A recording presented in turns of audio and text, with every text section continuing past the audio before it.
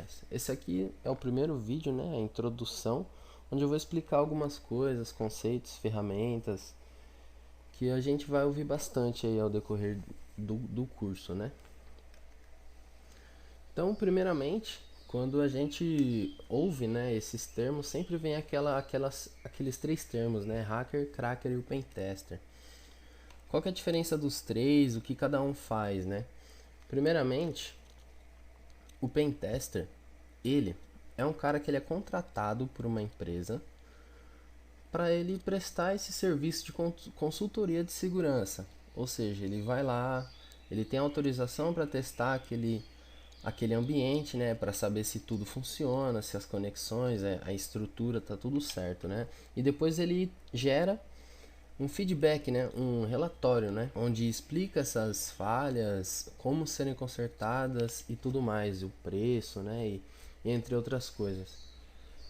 O hacker, ele utiliza, né, desses métodos que todos os três conhecem, mas com intenções ativistas, no caso, né, tipo para fazer o bem, né, ou até mesmo algum método de protesto, né, como a gente bem acompanha aí, os movimentos, né, Anonymous, eles são hackers, né, mas aí isso é uma parte mais, é um pouco mais diferenciada, né, porque além de ter o hacker, também tem o cracker, né.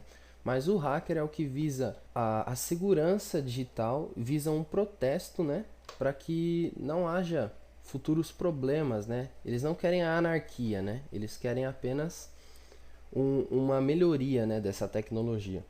E dentre esses termos existem tipo chapéu branco, cinza ou preto, que basicamente significa o quê?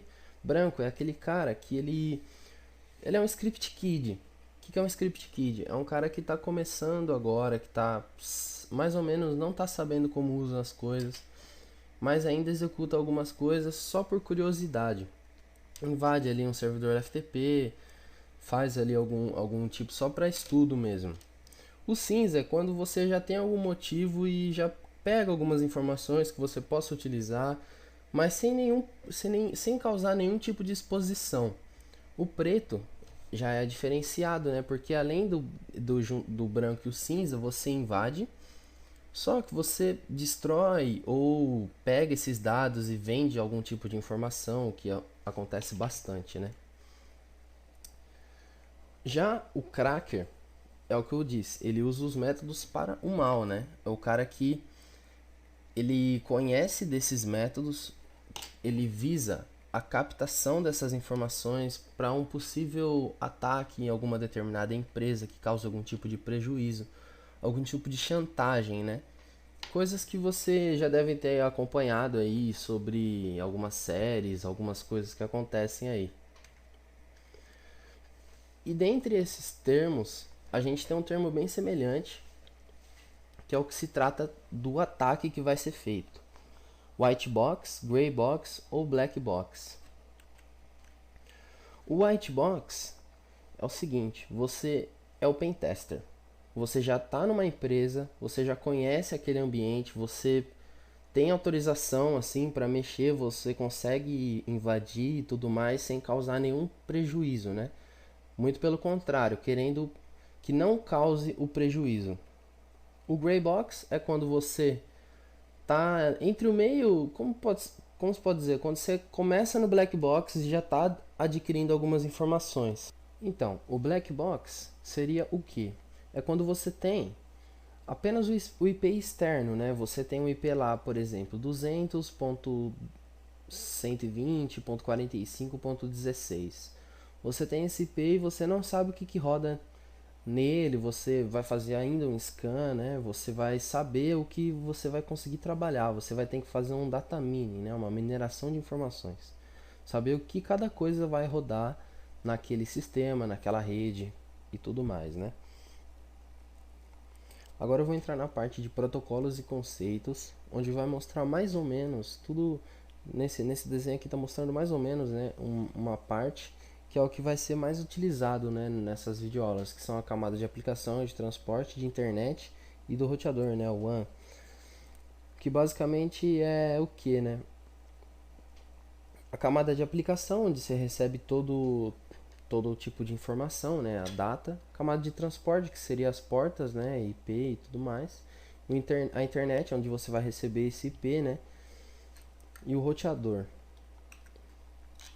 Temos os protocolos, né? TCP e UDP, que é o que a gente mais vai utilizar nessas videoaulas. Sempre vai estar mostrando TCP, UDP, né? Que é basicamente o que é, né? Para ser usado quando você tem aplicação rodando ali, algum tipo de serviço, né? MySQL, SMTP, né? São portas, né? 80, por exemplo, que é a web, né? Apache, 443, HTTPS e tudo mais.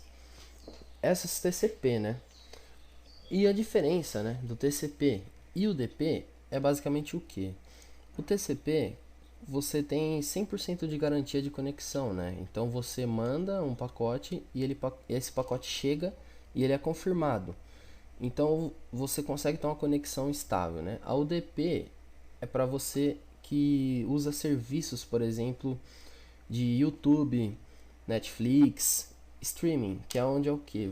Ele sempre está te mandando ali informações. E daquele frame, por exemplo, um frame ali do vídeo, por exemplo, que eu perca pixel ali, ele não vai cortar minha conexão. Então eu vou sempre receber esse pacote. Aqui, como eu disse, do HTTPS, a gente vai ter um termo que a gente vai utilizar bastante, que é o que? SSL strip. Para quem não sabe, HTTPS é o que? É o HTTP com SSL, né? Que é um tipo de criptografia ali, né? O texto não passa limpo, ele cria um túnel e é todo um método de criptografia. Mas infelizmente essa criptografia pode ser quebrada, né? Com SSL strip, que é um termo que a gente vai ouvir bastante quando for fazer sniffing, né, man the middle e etc. Ele remove, né, esse fator HTTPS, né? Sempre quando você entra num site, você vê. E como pode mostrar bem nesse exemplo aqui dessa imagem aqui de baixo, ó. Se você tem uma conexão normal aqui, HTTP na porta 80, se um cara que está fazendo um sniffing, um spoofing, ele consegue ficar nesse meio, né? Então ele consegue pegar o texto que seria passado em claro ali. Se você tem o SSL, né, o HTTPS, já não acontece isso. Ele tem um certificado, tem toda uma troca, né, uma validação. Já é uma coisa mais complexa, mas infelizmente ela pode ser removida. Um termo também que é bem famoso são exploits, né? Que é o quê? Que é basicamente você tem um serviço ali e aquele serviço é uma aplicação. Por exemplo, SMB. Existe uma falha no Samba que no Windows XP você consegue usar, né, essa falha, que é na porta 445. O que acontece? Ela tem uma exploit ali. Ou seja, quando você se conecta, manda uma quantidade de informações, essa informação excede o limite daquela aplicação, né? Por quê? O que acontece basicamente? O nome dessa exploit seria Buffer Overflow, né? Que significa um transbordamento, né? Imagina um copo com água e esse copo vazando. É basicamente isso. O que acontece? A aplicação aloca o que é alocar, né? É separar uma quantidade de memória. Ela separa uma quantidade de memória que vai ser guardada aquela informação. Quando você excede isso, você passa para os outros registradores, né, da máquina. Você passa para as outras camadas da memória e você consegue injetar em certo lugar ali um certo script que consegue garantir um acesso em algum lugar, iniciar uma metterpreter, que também é outro conceito, né, que é como se fosse um backdoor, né? Eu abro uma porta e eu tenho uma conexão através disso. Então uma exploit é mais ou menos isso. E a questão escrita ali, né, open source, é o que? É que todo mundo ali sempre gera alguma exploit, sempre estuda algum software, sempre publica em algum lugar. Tem muitos sites famosos, inclusive. ExploitDB, né, Offensive Security e entre outros, né, que a gente vai conhecer bastante ao decorrer. Um termo bastante conhecido, né, que na verdade é um conceito, é a engenharia social. Engenharia social é o que? É quando você abusa de uma falha humana. Vamos supor um exemplo simples, né? Eu uso ali um telefone, né, geralmente, então eu faço uma ligação para alguma empresa e acabo falando ali que é de algum serviço que eles acabam tendo ali, quando eu faço na fase de black box, gray box, né? Eu pego alguma informação ali e pergunto sobre aquele serviço, né?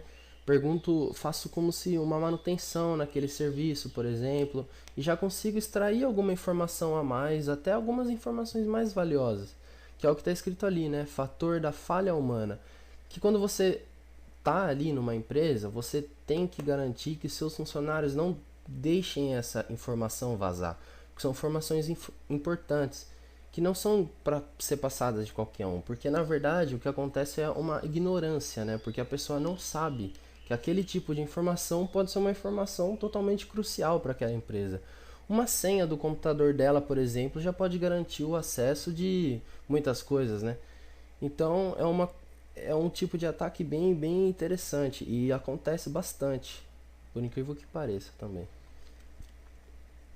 CMS é um conceito básico, acho que é o que a maioria conhece aqui, que é o que, né? É como se fosse um site ali semi-pronto, né? O que, que eu quero dizer com isso? Não é bem assim, na verdade, né? Você pode customizar e tudo mais. Mas ele é o que? Ele já tem todo ali um template para você, onde você pode editar e colocar uns themes, né? Uns plugins, algumas coisas. O mais conhecido de tudo isso, né? É o WordPress, tem o Joomla também, e entre outros, né? A gente não vai ver muito, né? Como eu disse ali, payloads, né? Que é a parte também que envolve as exploits. As payloads são scripts maliciosos que rodam, né? Nessas determinadas aplicações, né? Determinadas coisas. Por exemplo, um PDF, onde ele foi modificado ali a escritura dele, você consegue ter uma exploit ali dentro, entendeu? E entre outras coisas. É de extrema importância você conhecer as payloads, porque você sempre está utilizando isso. Muitos ataques que aconteceram e ainda acontecem são por causa de arquivos infectados que muita gente não conhece. E muitos antivírus também não pegam, porque são arquivos que talvez tenham até uma assinatura que não seja tão parecida com outras, como também ele consegue dar um bypass, né? Ele consegue ultrapassar. E para isso, a gente utiliza de algumas ferramentas, né? Como vocês estão vendo aí, eu estou mostrando as três principais, né? A primeira ali é o MSF Console, que já vem no Kali, as três já vem no Kali, né? Já são nativas. O MSF Console, que é do Metasploit, é o nosso canivete, né? Você usa tudo, é muito conteúdo, você consegue criar esses arquivos com essas assinaturas e tudo mais. Tem as exploits, né? E sempre é constantemente atualizado. A gente tem o Nmap também, que é um scanner de rede, onde ele tem scripts, né? E a gente vai utilizar um pouco desses scripts para poder facilitar as nossas detecções de falhas e tudo mais.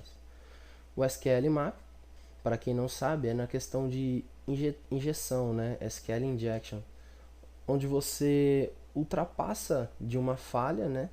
Lógica de um código ali, de um site, onde você consegue fazer consultas, né? E você consegue pegar essas informações do SQL, essas tabelas, né?